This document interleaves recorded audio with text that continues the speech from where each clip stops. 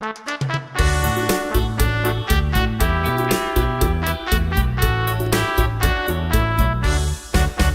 ឃើញរឿងចាស់រឿងក្លារឿងនឹងមិនដាច់ខ្ញុំ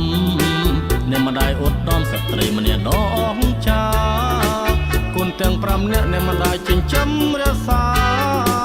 សុទ្ធីសុថាសុខាសុខនដានី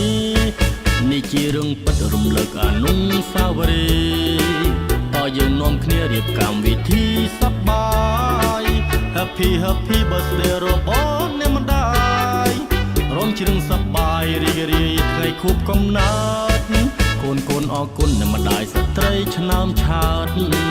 អ្នកផ្ដល់កំណើតដល់កូនដោយចិត្តស្មោះស្ម័គ្រវីរនារីអង្អាចពូកែខ្លាំងណាស់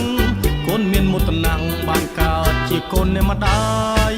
កូនសូមជូនពរបវរសូមសុខសេរីសូមអ្នកម្ដាយថ្លៃជាឆ្ងាយផុតពីរោគគាព្រះជន្មយឺនយូរជាមនុស្សកូនគ្រប់គ្នា Happy Birthday វីរនារីម្ដាយខ្ញុំ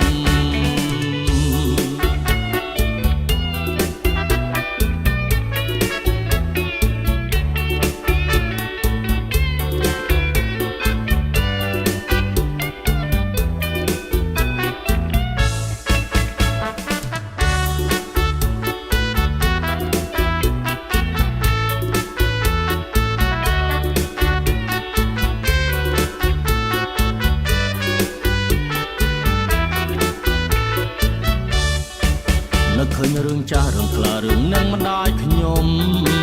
អ្នកម្ដាយអត់ដំស្ត្រីម្នាក់ដ៏អស្ចារ្យគុណទាំង5នាក់អ្នកម្ដាយចិញ្ចឹមរក្សា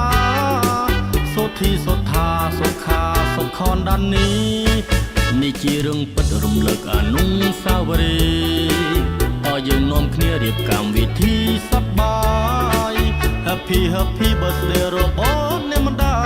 យរំជ្រឹងសប្បាយរីករាយថ្ងៃខួបកំណើតកូនអរគុណអ្នកម្ដាយស្ត្រីឆ្នើមឆើតអ្នកផ្ដល់កំណើតដល់កូនដោយចិត្តស្មោះស្ម័គ្រវីរនារីអង្អាចពូកែ